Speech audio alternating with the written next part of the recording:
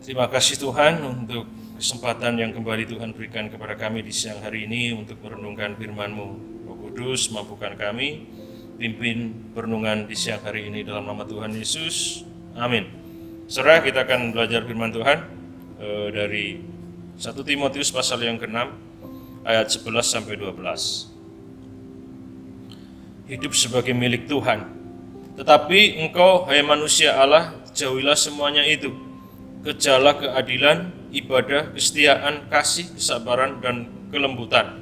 Bertandinglah dalam pertandingan iman yang benar, dan rebutlah hidup yang kekal. Untuk itulah engkau telah dipanggil dan telah engkau ikrarkan ikrar yang benar di depan banyak saksi. Saudara, di sini Rasul Paulus menyebut Timotius sebagai manusia Allah. Artinya manusia yang menjadi milik Allah, manusia yang menjadi milik Tuhan. Dan ini berlaku bagi kita juga. Kita adalah orang-orang yang sudah dipanggil, kita orang-orang yang sudah ditebus dari kegelapan, dan kita yang awalnya adalah hamba dosa, hamba kegelapan, sekarang kita menjadi hambanya Tuhan, kita menjadi miliknya Tuhan. Sehingga setiap kita orang yang sudah percaya kepada Tuhan, setiap kita orang Kristen yang sungguh-sungguh mengasihi Tuhan adalah manusia-manusia Allah. Dan sebagai manusia Allah, Rasul Paulus memberikan pesan kepada Timotius. Ada 3 nasihat yang bisa kita lihat dari ayat yang ke-11 sampai 12. Nasihat itu juga berlaku bagi kita. Yang pertama, sebagai orang-orang yang adalah milik Tuhan, sebagai manusia Allah, kita harus hidup menjauhi apa? Menjauhi semuanya itu dikatakan, tetapi hai engkau manusia Allah, jauhilah semuanya itu. Apa yang dimaksud semuanya itu dalam konteks dekat? Itu berbicara tentang apa yang disampaikan oleh Rasul Paulus sebelumnya. Kalau kita baca yang ke-10, itu berbicara tentang cinta akan uang. Jadi sebagai orang-orang yang menjadi miliknya Tuhan, sebagai manusia Allah, kita harus menghindari cinta akan uang. Kita nggak dilarang, dan uang itu bukan satu sumber kejahatan. Sekali lagi, uang bukan sumber kejahatan. Uang bukan sesuatu yang haram. Tapi kita nggak boleh cinta uang, karena cinta uanglah akar segala kejahatan. Ya, jadi yang menjadi akar kejahatan adalah perasaan mencintai uang lebih dari segala-galanya. Jadi uang itu netral, uang bisa dipakai untuk hal-hal yang baik, bisa dipakai untuk pekerjaan Tuhan, bisa dipakai untuk memuliakan Tuhan. Itu tergantung bagaimana kita menggunakannya, bagaimana kita manusianya. Tapi ketika kita mencintai uang itu lebih dari segala-galanya, bahkan lebih dari Tuhan, di situ akan menjadi sumber dari kejahatan. Dikatakan akar segala kejahatan ialah cinta uang. Bahkan sebab oleh memburu uanglah beberapa orang telah menyimpang dari imannya. Jadi ternyata Rasul Paulus melihat bahwa ketika orang sudah mencintai Tuhan, mencintai uang lebih dari segala-galanya, bahkan lebih dari Tuhan, orang bisa meninggalkan imannya. Makanya jauhi itu. Dalam konteks yang lebih jauh berbicara tentang bersilat kata yang keempat. Jadi sebagai manusia-manusia Allah, kita diminta untuk menjauhi bersilat kata. Berkata-kata penuh dengan fitnah, penuh kecurigaan, penuh kedengkian, bahkan kata-kata yang menyakiti hati orang-orang yang mendengar perkataan kita harus hindari. Dalam Yakobus, Rasul Yakobus mengatakan kepada jemaat yang menerima suratnya bahwa lidah itu digambarkan seperti api.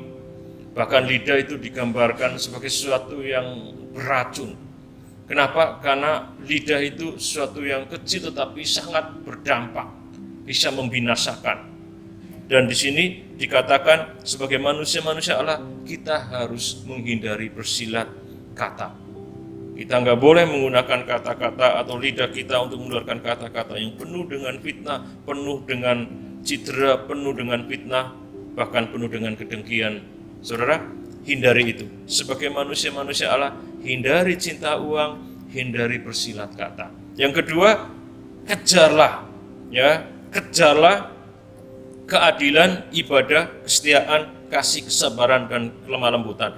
Saudara, baik kata jauhilah maupun kejarlah, ini artinya adalah berlaku atau terjadi terus menerus. Artinya ketika bicara tentang kejarlah, artinya kejar terus menerus. Sepanjang kita hidup, kita harus berusaha untuk mengejar apa itu keadilan atau kebenaran, apa itu ibadah atau kesalehan.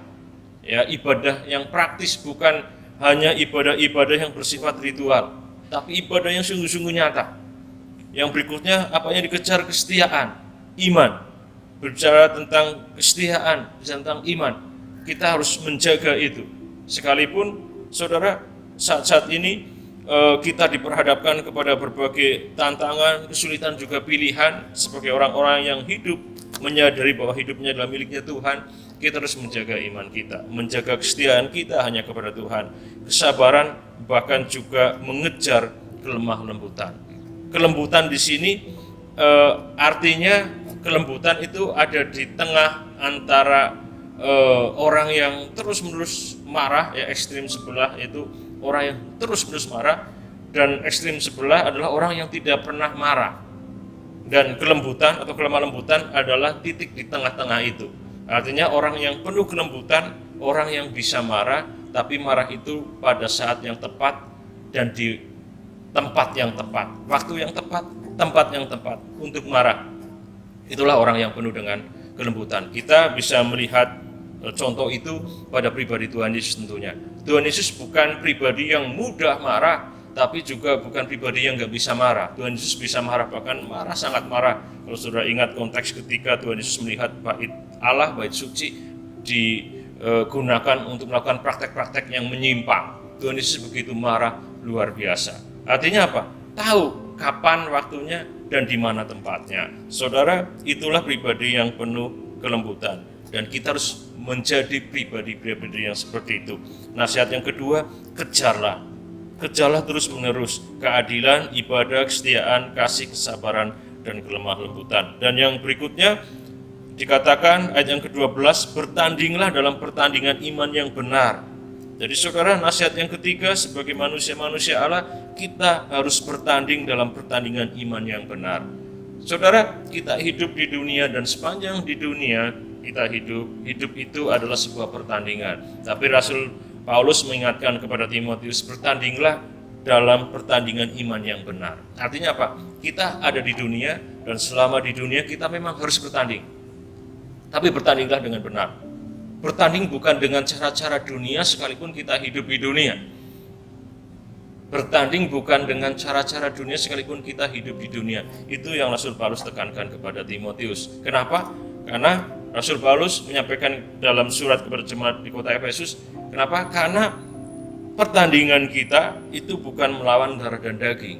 Itu kenapa dalam bertanding Rasul Paulus mengingatkan supaya kita menggunakan seluruh perlengkapan senjata Allah. Kenapa? Karena yang kita lawan bukan darah dan daging.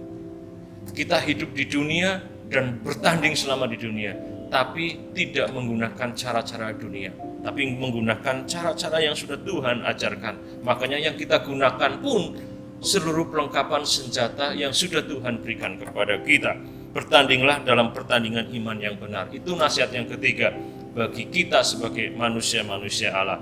Jadi siang hari ini kita belajar bahwa setiap kita orang percaya adalah manusia Allah, manusia yang menjadi milik Allah. Oleh karena itu kita harus menjauhi cinta uang, kita menjauhi bersilat kata. Tetapi kita harus mengejar hal-hal yang berkenan kepada Tuhan. Dalam konteks ini adalah keadilan, ibadah, kesetiaan, kasih, kesabaran, dan kelembutan. Dan yang ketiga, kita harus bertanding dalam pertandingan iman yang benar. Tuhan berkati kita semuanya, kita berdoa. Tuhan, terima kasih Engkau sudah mengingatkan kepada kami siapa kami. Kami adalah manusia Allah, kami adalah manusia-manusia yang menjadi miliknya Tuhan. Dan kami harus hidup dengan cara-cara yang sudah Tuhan tentukan, tetapkan bagi kami.